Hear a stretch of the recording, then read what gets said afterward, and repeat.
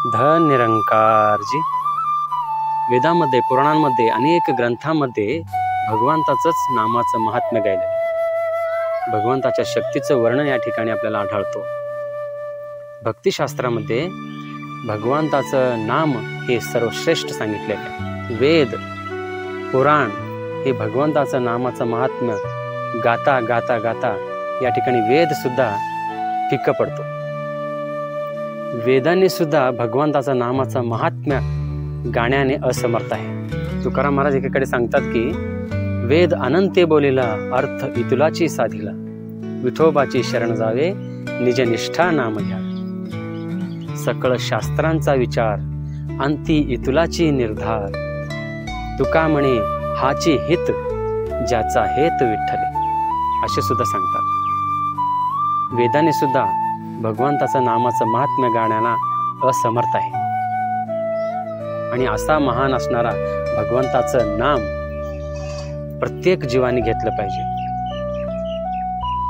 भगवंताचं नाम घेतल्याने चित्त शुद्धी होते आणि चित्त शुद्ध झाल्यानंतर त्या ठिकाणी जीवाचं शिवामध्ये एकरूपता येते आणि त्या ठिकाणी या जीवाला मोक्ष प्राप्ती होते.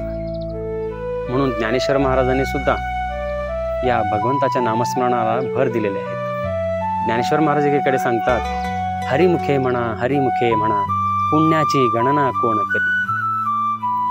आणि त्याच तुकाराम महाराज एकीकडे सांगतात, हरी हरी तुम्ही म्हणारे सकळ, तेणे माया जाळ तुटतील. राम राम म्हणता जाओ माझे प्राण.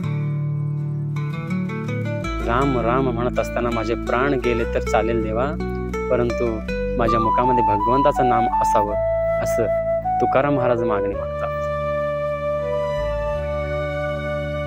संतांनी देवाला मागणी मागतात की भगवंताचं नामस्मरण आपल्या मुखामध्ये सतत असावं. जाणता अजाणता घेतो नाम, तरी पावन होतो नराधम.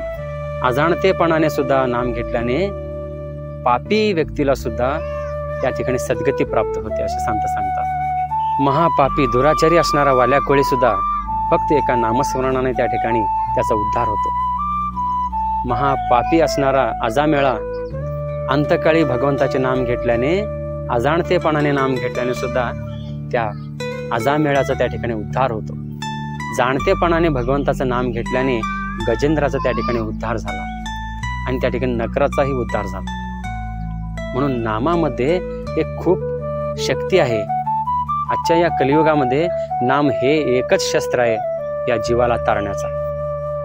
कठोपनिषद, मंडुकोपनिषद, भगवद्गीता अशा अनेक मोठमोठ्या ग्रंथांमध्ये नामस्मरणाला, भगवंताच्या नामाला महत्त्व दिलेलं आहे. म्हणून अनेक संत सांगतात की भगवंताचं नामस्मरण हे एक मोठा यज्ञच आहे. कोटी कोटी यज्ञ नित्य जयाचा नेम, एक हरिनाम जपता घडी. म्हणून भगवंताचं नाम घेतलं पाहिजे.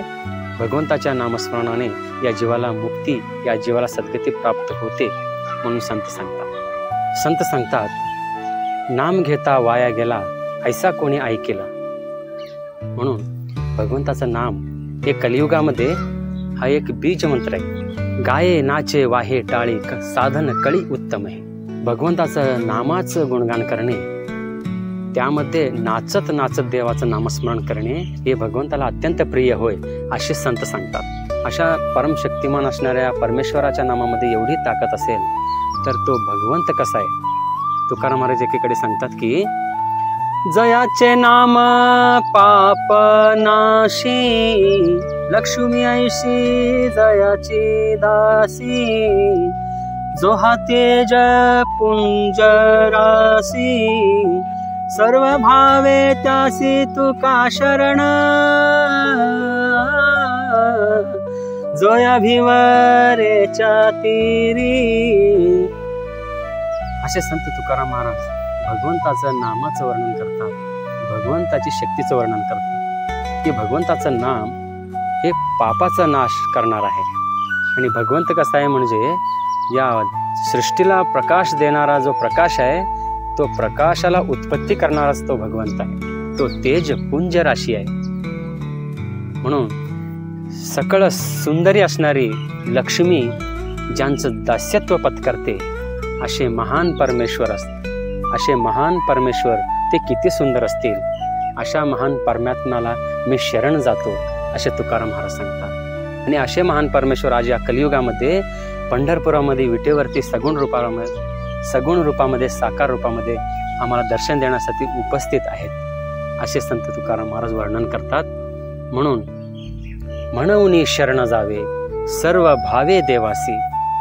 त्या भगवंताचं नामस्मरण गावं आणि त्या भगवंताला आपण शरण गेलं पाहिजे, तेव्हाच या नरदेहाला सद्गती प्राप्त होते असे संत सांगतात. धन निरंकार.